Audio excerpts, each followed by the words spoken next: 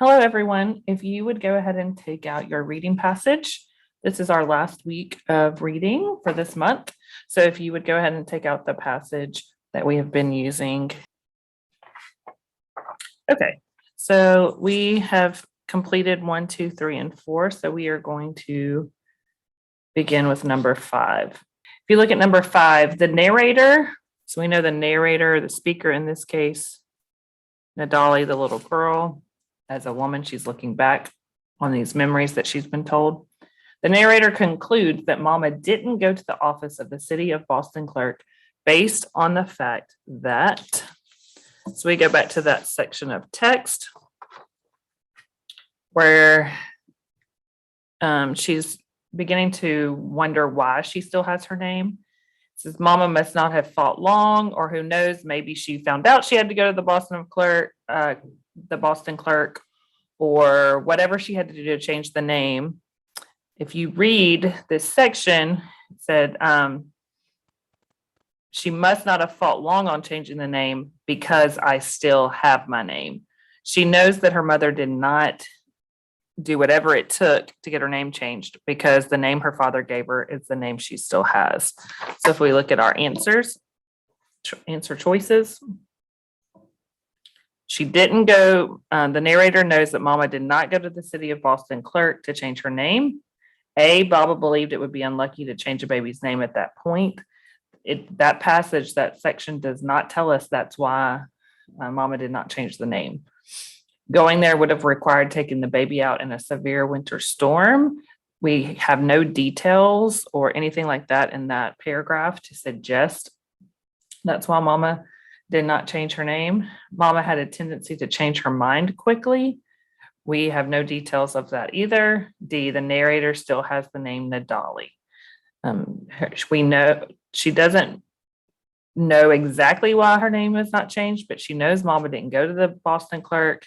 She didn't do anything to change her name because the narrator still has her name. The answer is D. Number 6, if it tells us in line 78 and gives us a specific line number to reference, we need to go to that line. So it says in line 78, the phrase "these stories" most nearly refers to our options: conflicting stories about the origins of Nadali's name, Baba's notebooks and poetry, the embellished tales Baba liked to tell, or the narrator's accounts of her family's time in Boston. So we need to go to line 78. So Baba put that sadness into these stories. Here's where they were referencing. We need to go back a few lines in this paragraph. Whenever I imagine Baba running out just after my birth and sliding through the hallways like a movie star, I knew he must have embellished. Embellished in what? Probably a story. Let's see. Baba liked to do that. Tell stories that were impossible but true all at once, especially if those stories made him look like a rock star. This is because he used to be a writer. So if he was a writer, he told stories. He liked to tell stories and was now an architect. So he used to be a writer. Now he's an architect. But whenever he gets the chance, he likes to embellish and tell stories. Are they just speaking about the story about Nadali's birth? No, she's telling a detail about her father, characterization about her father. And he told stories, not just one specific time, but just at any point. So let's look at our answers. The conflicting stories about Nadali's name. No, she's not speaking about the specific stories. Baba's notebooks and poetry. No, that's not what these specific stories are. The embellished tales Baba liked to tell. Yes, she said he liked to embellish because he is now an architect, but he still likes to tell stories. So that's probably correct. Let's look at J, the narrator's accounts of her family's time in Boston. She's not speaking about her stories. She's talking about Baba's stories, her father. So the correct answer is H. Number 7, according to the passage, which of the following emotions do Baba and Mama share regarding their professional lives? To answer number 6, we just read about Papa's professional life. And we know what he feels because he used to be a writer. It indicates we have to infer that he would like to still be a writer, but for some reason, it does not give us the details why he's now an architect. But he builds plastic models instead of notebooks and poetry, a reality that filled him with great sadness. So it's reality. He has to be an architect, but it makes him sad because he still loves being a writer. Therefore, that's why he tells his embellished stories or his embellished tales. So we know Baba has sadness regarding his current occupation.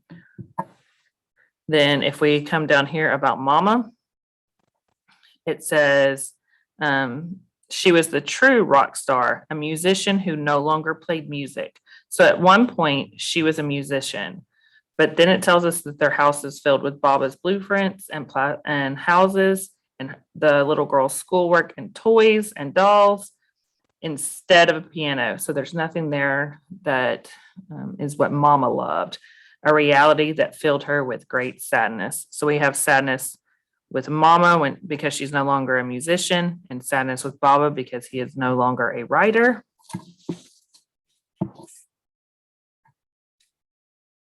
Their professional lives, the fact that they are no longer what they used to be, does that fill them with pride?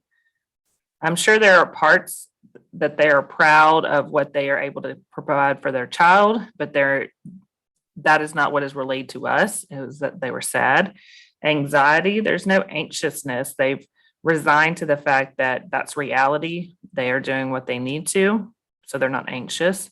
Sadness, more than likely, yes, because we were given that both Baba and Mama have sadness when they think about their current occupation. Contentment, are they content? Are they happy with how things are? Not in regards to thinking about their actual professional lives. So the answer is sadness. Their professional lives, Baba being not being a writer and being an architect, and Mama taking care of the family and no longer sharing her passion for music. And number 8, of the following characters, which one does the narrator describe as the most superstitious? We have Mama, Baba, Nadali, or Rhonda. We come back, and Rhonda was the lady who was helping Baba with the birth certificates. Nowhere do we talk about Rhonda's superstition. She is just a minor character who is used in the story to tell about Baba changing Nadali's name or naming Nadali. So here, if we look on line 60, and maybe Mama, who is the most superstitious of all humans, even more than Baba. So if she's the most superstitious of all humans, more than Baba, and of all humans, that would be Nadali and Rhonda, then it is telling us directly that Mama is the most superstitious. Therefore, number 8 must be Mama. She's more superstitious than Baba, and she's more superstitious than any human. So that would be over Nadali or Rhonda.